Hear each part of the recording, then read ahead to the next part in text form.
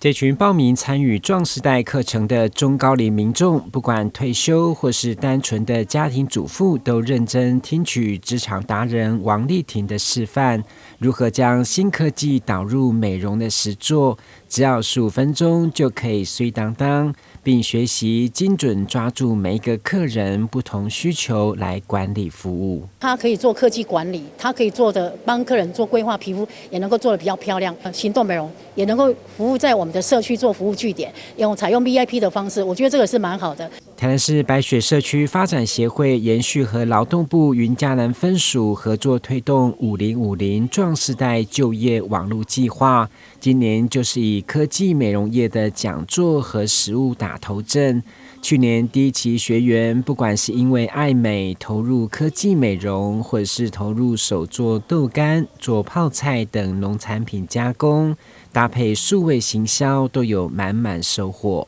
融入了那个挑战了，其实真简单，无像阮想象的很困难。而且效果佫比阮的手，以前传统式的咱用手工的迄种的科技可以用的比安的这个较好。FB 的粉丝团的经营，然后还有上AI 的课，那这些课也帮助我去发展新的兴趣，还有学习的动力。跟地方特色能够套得进去的东西，都可以当去发展给我们这些中高龄的，希望他们能够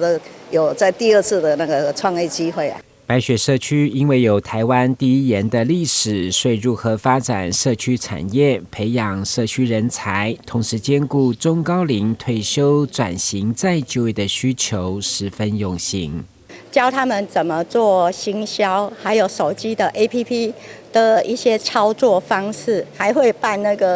一些咨询来辅导他们成为再就业的一个准备，必须要去增加自己的实力啦哈。所以第二专长培训非常非常重要，在地的劳工局包括劳动部都一起开的一些课程，能够加强实力，再一次进入到职场。该课程自6月3号起一直到7月29号，总共34堂的培训，欢迎45岁以上符合资格的中高龄尽快报名。记者郭文吉台南报道。